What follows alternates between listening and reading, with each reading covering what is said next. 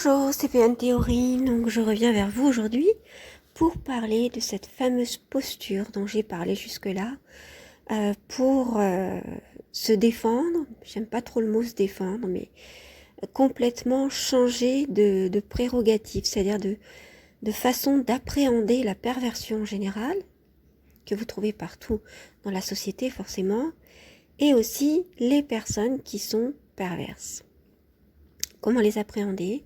Donc, comme vous le voyez sur cette image, j'ai voulu prendre cette image au départ pour vous montrer que voilà, il va falloir complètement stopper, stopper net.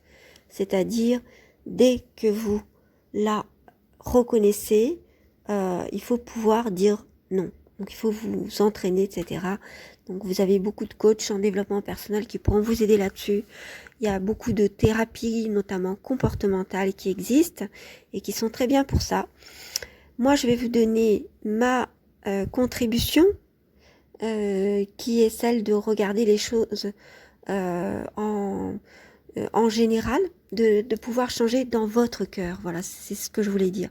Parce que changer de posture, physique, je veux dire, et aussi mentale, mais si le cœur n'y est pas, si le cœur n'y croit pas, ça ne sert à rien. Vous retrouverez vos habitudes. C'est donc un énorme changement qui vous attend, et en tout cas qu'il faut opérer, que vous avez opéré de toute façon. Donc ça, il faut en prendre conscience, et il faut que le cœur le veuille, que ce soit lui qui décide, qui dise ok, il faut que je change. Il faut, parce que sinon, je retomberai sur les mêmes personnes où je ne saurais pas forcément me défendre. Et se défendre va consister à surtout attaquer, malheureusement. Alors, ne croyez pas que c'est une posture agressive que je prévois ici. Mais je parle d'attaquer, c'est-à-dire que vous allez devoir vous faire violence. Dans les situations où vous auriez plutôt été bienveillant ou bienveillante, ou plutôt gentil, parce qu'on peut parler de gentillesse, effectivement, puisque généralement, ce sont des personnes empathes qui sont victimes par rapport aux pervers. Eh bien, il va falloir, quand vous ne connaissez pas des personnes au départ, vous montrer extrêmement sur la réserve, voire même en rajouter. C'est-à-dire montrer, voilà, à moi, on ne me la fait pas. Moi, je sais qui je suis, je sais où je vais, j'ai rien à prouver. Voilà. Et il faut pouvoir déjà comprendre ça et que ce soit ce message qu'il y ait dans votre cœur. Et dans votre cœur, parce que pour moi, tout part du cœur. On peut parler de la confiance en soi. Vous savez très bien, je vous ai expliqué j'ai essayé d'expliquer les choses à ma manière dans les chemins de la connaissance, dans le cheminement, effectivement, il faut tout part du cœur, c'est-à-dire que s'il n'y a pas cet amour de soi, cet amour pour vous-même qui n'a rien à voir avec un narcissisme, vous pouvez regarder les émissions qui traitent de ça justement.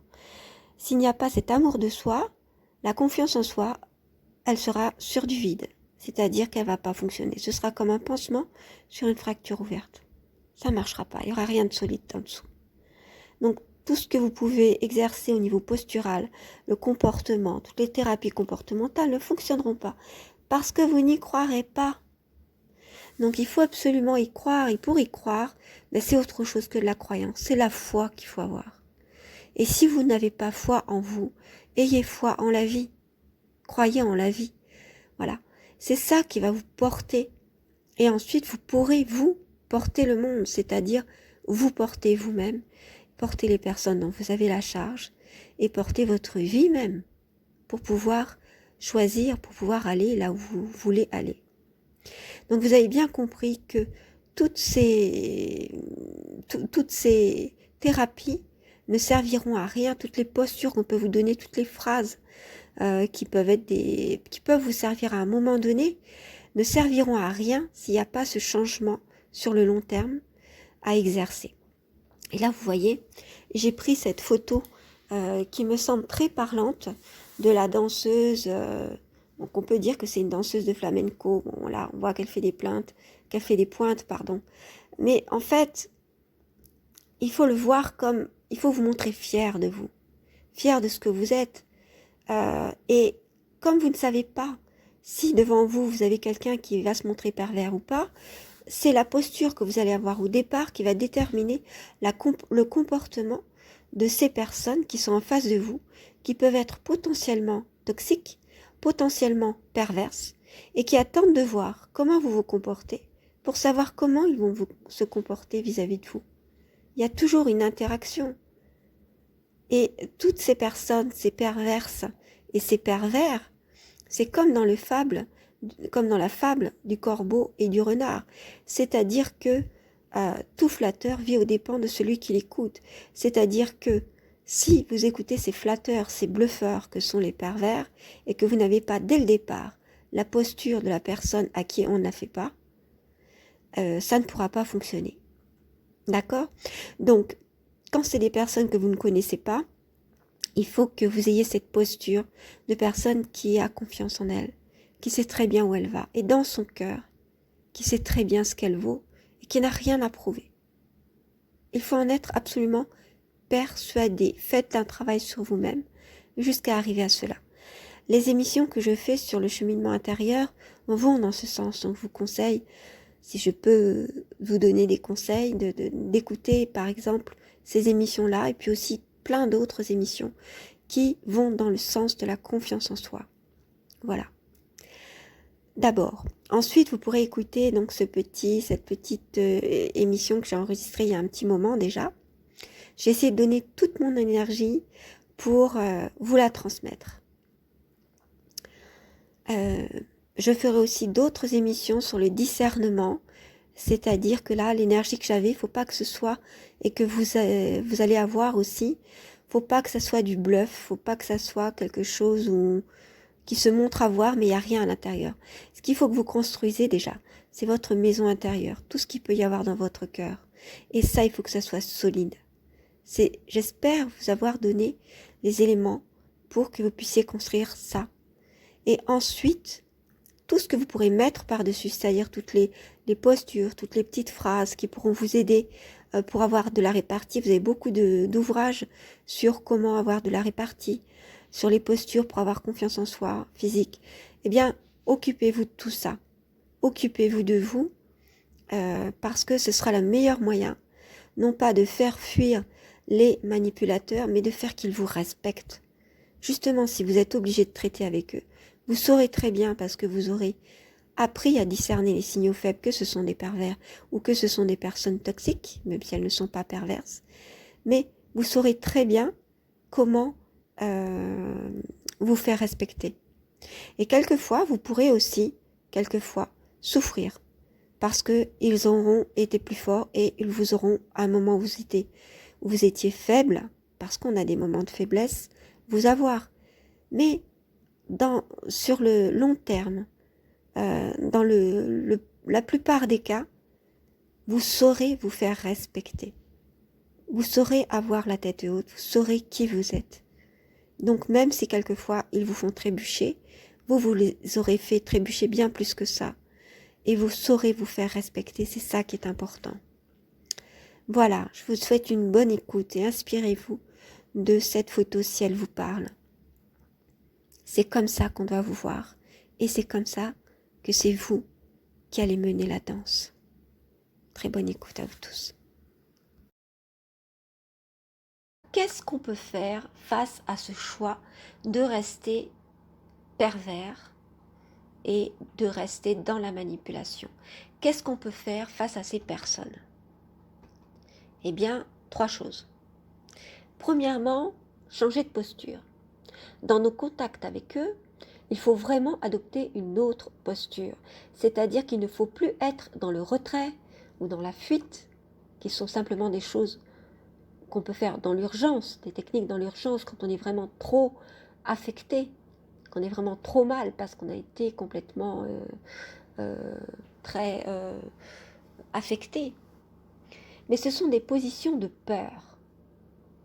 Le fait de comprendre à quel point leur esprit n'est pas évolué et que tout ce qui effraie tout le monde n'est en fait qu'un leurre et qu'à l'intérieur ce sont des gamins tyranniques. Ça va nous permettre de vraiment nous sentir au-dessus de tout cela. Donc premièrement, changer de posture, comprendre qu'on a affaire à des gens qui sont dans le bluff. et qui sont des gamins et qu'on peut très bien les contrer très rapidement. Deuxièmement, prendre confiance en nous.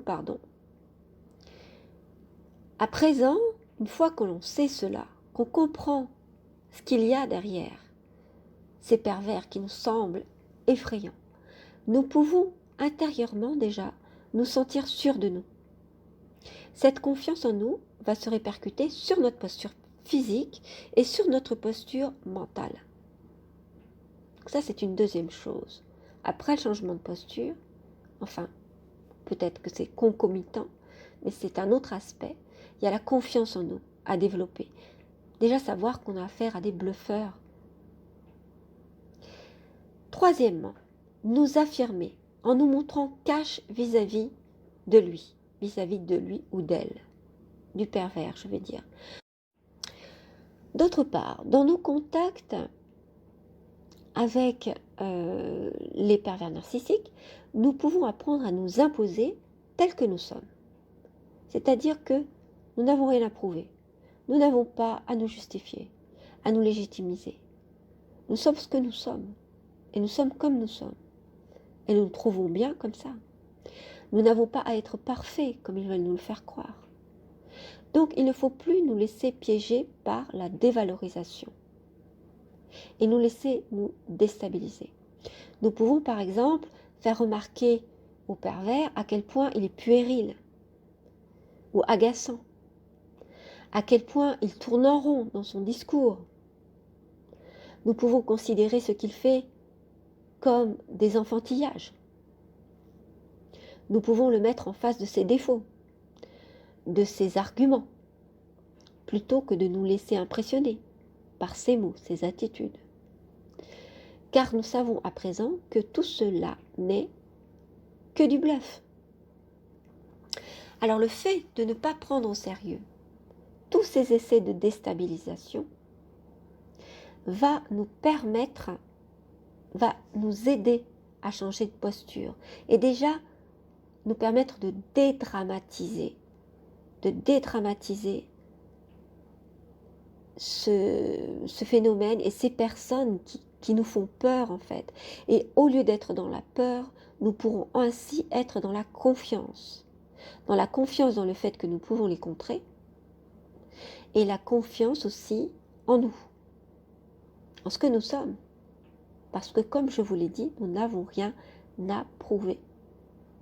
Et nous n'avons rien à leur prouver. Nous ne leur devons rien. Alors par exemple, nous pouvons ouvertement, encore mieux devant les autres, nous montrer sûrs de nous lorsqu'on nous fait douter. Alors il y a des techniques, une des techniques qui marche très bien, c'est le « et alors ».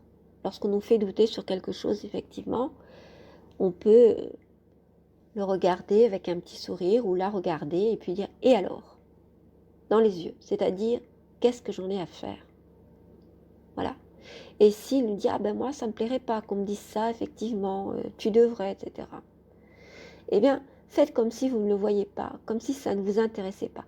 Lorsqu'il voit qu'il n'a plus de prise sur vous, comme le chat avec la souris, il va s'éloigner, ça ne l'intéressera plus.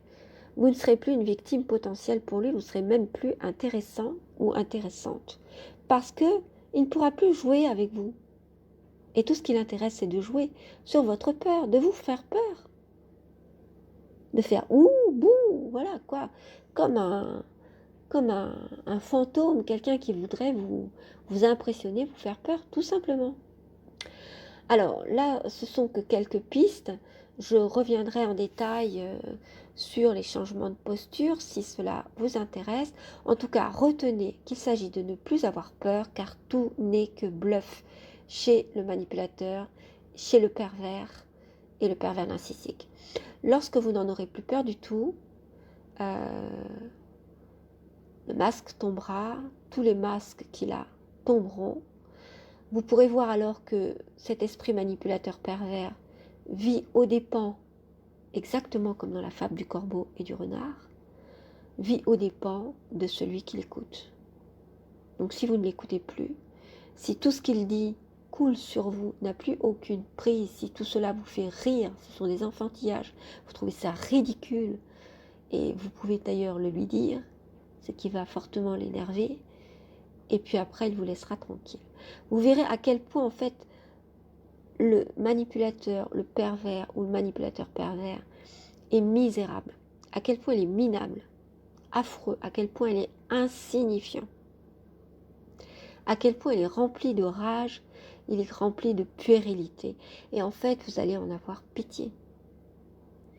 Oui, vous allez en avoir pitié parce que vous avez cette compassion pour les autres, pour autrui, en tant que personne empathique ou en tant que personne simplement sensible. Cette compassion que lui ne connaît pas. Lui qui ne fonctionne qu'avec la vengeance. Et là, ce sera fini.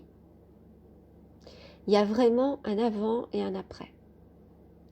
Même si cela prend du temps, mais il est vraiment possible de guérir de cette peur qu'ils vous auront inculquée, qu'ils auront provoquée, de cette souffrance qu'ils vous auront infligée. Non seulement c'est possible, mais c'est un comportement qu'il faut affiner, qu'il faut développer pour éviter à l'esprit perversif de s'étendre plus encore. Voilà, cette vidéo est terminée. J'espère qu'elle vous a plu. N'hésitez pas à cliquer sur le pouce si c'est le cas. J'ai essayé de donner tout ce que je pouvais dans cette vidéo pour vraiment vous convaincre, parce que c'est vraiment tout ce que j'ai pu apprendre dans toutes ces années, et j'aimerais vraiment vous transmettre cette énergie. C'est vraiment possible, et vous allez voir à quel point ils vous sembleront ridicules, et à quel point vous vous direz un petit peu comme un enfant qui a peur des monstres, et puis finalement qui se rend compte que derrière le masque du monstre, ben, il y a juste un autre enfant qui s'était caché pour lui faire peur. C'est vraiment un jeu de dupe pour se faire peur. Mais bien sûr, la perversion est dangereuse, parce que lorsqu'on prend en sérieux ces agissements, lorsqu'on est quelqu'un d'empathique ou de sensible, eh bien on peut être complètement affaibli. Voilà, on peut en souffrir. Mais justement, il faut regarder les choses comme elles sont. Et lorsqu'on a compris, qu'on a trouvé ce levier du ridicule, de l'enfantillage, de la puérilité, du fait de l'insignifiance en fait, et bien à ce moment-là, on n'en a vraiment plus peur. Et c'est là que commence une autre vie, une vie dans la confiance, où on va continuer à être prudent, car il existe beaucoup de pervers, beaucoup de manipulateurs, beaucoup de personnes toxiques, et donc il ne faut pas rester dans cette naïveté, mais au contraire être dans la prudence, mais ne pas non plus se laisser aller par l'amertume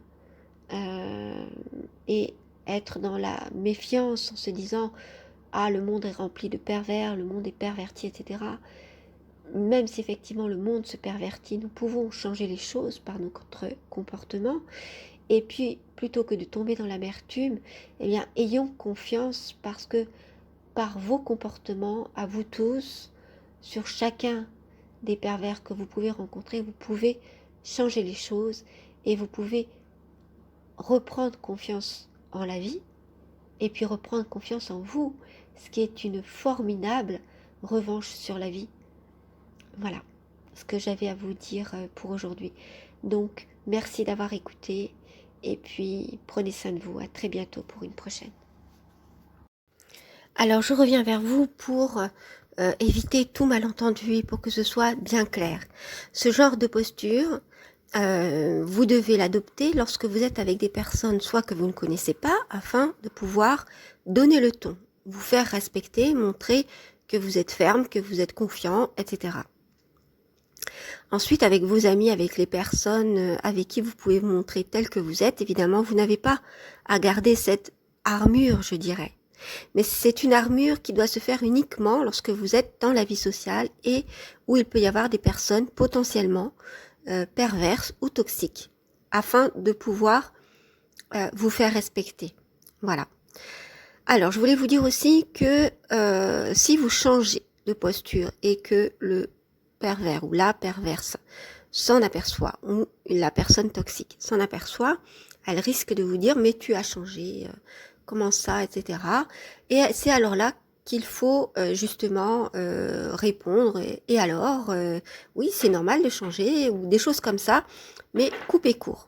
Sachez que vous êtes devant quelqu'un qui est un expert dans la rhétorique, dans les façons de faire semblant, de mener une guerre souterraine avec des conflits fermés, etc. C'est quelqu'un qui sait très bien tout ça. Donc sachez que quand vous avez réussi à quelque chose, donc en fait il faut voir, malheureusement, hein, il faut voir les relations lorsque vous êtes avec ce genre de personnes comme des guerres. Puisque lui, c'est comme ça qu'il voit les choses. Donc vous êtes obligé de rentrer dans ce jeu, mais c'est vous qui menez la danse. Mais avec prudence. Donc, c'est vous qui menez, avec prudence, voilà. Mais vous allez perdre quelques batailles. C'est ce que je vous disais. Il y a des fois où vous serez plus faible, etc. Où là, justement, il va en profiter, ou elle va en profiter. Mais c'est pas grave. Vous allez quand même vous faire respecter et vous n'allez pas souffrir de tout ça.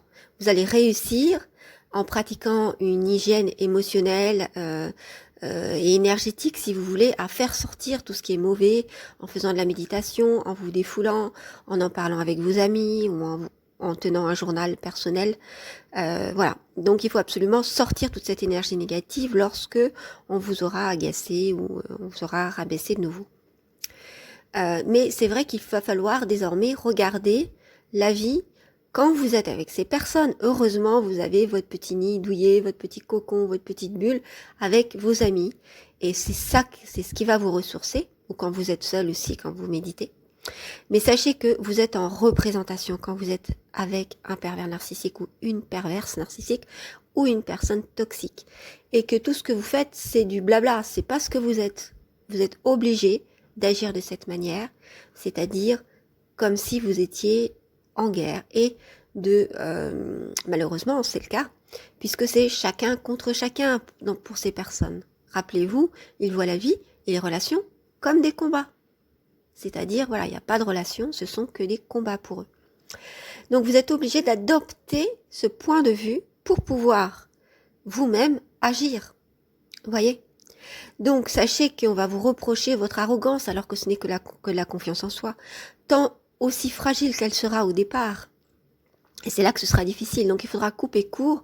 Si on vous le reproche, dites que vous avez simplement confiance en vous. Est-ce que ça lui pose un problème? Voilà. Vous voyez, essayez de trouver des phrases toutes faites que vous pouvez faire face à ça. Ou alors dites « et alors ?» si on vous dit bah, « tu as changé, et alors ?» Voilà. Et si justement, il faut assumer ce que vous allez être en public.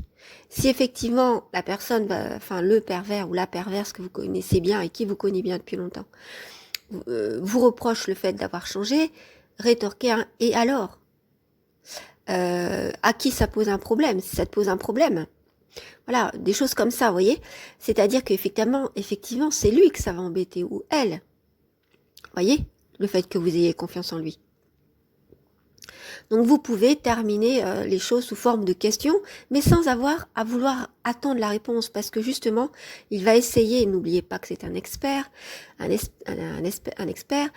se mettre en posture à essayer de vous faire réfléchir, c'est-à-dire se mettre à parler calmement, à se dire « Ah ouais, je savais pas que tu avais changé comme ça, tu me déçois. » Assumez ce que vous êtes, vous n'en avez rien à faire de ce qu'il pense ou de ce qu'elle pense. D'accord? Donc n'écoutez même pas ce qu'il va vous dire, changez de pièce, partez, faites comme si vous avez des choses à faire, bon, je dois te laisser. Ne vous excusez pas, jamais, pour dire excuse-moi, j'ai quelque chose à faire, dire bon ben je dois partir, j'ai quelque chose à faire. Entraînez-vous à ne plus dire excusez-moi ou excuse-moi, je dois y aller, ne vous excusez pas, vous devez y aller, point. D'accord? Donc voilà, ce sont des choses à faire parce qu'effectivement au départ, on va vous reprocher le fait d'avoir confiance en vous et souvent, lorsque vous avez confiance en vous réellement, au départ, au début de la rencontre par exemple, il peut vous reprocher le fait que vous soyez arrogant. Alors qu'en fait, c'est pas de l'arrogance. Justement, l'arrogance, c'est plutôt lui ou elle qui l'a en se tenant, en se mettant dans la posture de celui qui détient la vérité. Alors que vous êtes dans la remise en question. Simplement avoir confiance en soi, ce n'est pas être arrogant. S'il ne sait pas voir la différence, voyez, c'est justement qu'il essaie de faire en sorte que vous restiez dans le flou. Évidemment qu'il connaît la différence, il la connaît.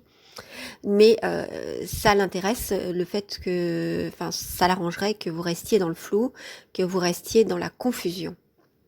Donc ne vous excusez pas, ne vous légitimisez pas, ne cherchez pas tout cela. Vous êtes ce que vous êtes et c'est très bien comme ça. Je suis comme je suis, si ça te plaît pas, peu importe quoi. Voilà, c'est tout. Voilà en gros ce qu'il faut dire. Alors en fonction de si c'est quelqu'un qui est votre hiérarchie, etc., faudra adapter, faudra le dire autrement.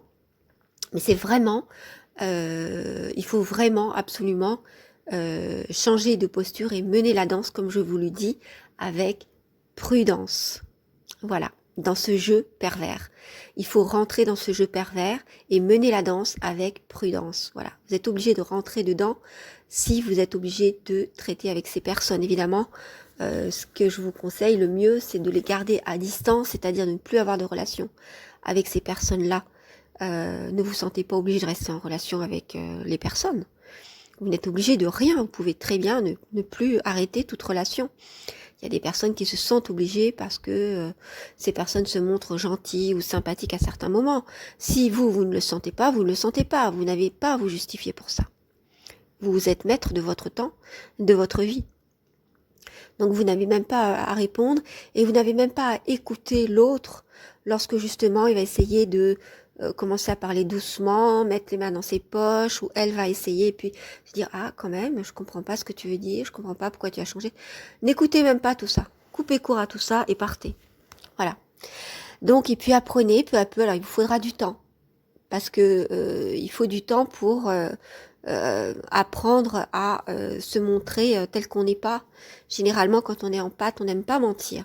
Et c'est un petit peu, se mettre en représentation, c'est un petit peu mentir. Voyez-le plutôt comme si vous faisiez du théâtre, plutôt que comme si vous mentiez. Voyez, vous faites du théâtre, vous êtes obligé de jouer un rôle, donc une carapace, de vous mettre une carapace, parce que sinon vous vous faites avoir. Voilà. Donc c'est un moyen de vous défendre qui sera, comme je vous le dis, d'attaquer, mais pas dans une posture agressive, simplement pour mener le jeu et mener le jeu le premier. Voilà. Donc je ferai très certainement, parce que je vois qu'il y a énormément de choses à dire, peut-être des petites vidéos dès que j'aurai pu et en écrire assez et d'avancer dans ma théorie, puisque comme je vous le dis, je vais vous laisser quelque temps. Je ferai simplement des petites vidéos sur le cheminement intérieur. Donc peut-être que j'utiliserai ces petites chroniques pour vous donner quelques petits trucs et astuces ou quelques questionnements ou vous aider dans votre cheminement intérieur. Quand je reviendrai, peut-être que j'aurai plus de choses à vous donner sur le plan de la communication, des choses beaucoup plus précises, je ne sais pas encore. Je ne sais pas. En tout cas, ce que je sais, c'est que je vais arrêter les vidéos trop longues et qui me demandent un travail trop important parce que j'ai besoin d'écrire, je pense que vous le comprendrez. Alors je vous remercie à vous tous pour... j'ai encore une vidéo à faire. Oui, je voulais juste finir en vous remerciant. Il me reste une vidéo à faire sur les techniques de manipulation, une longue. Et puis ensuite, je vais m'éclipser pendant quelques mois pour écrire.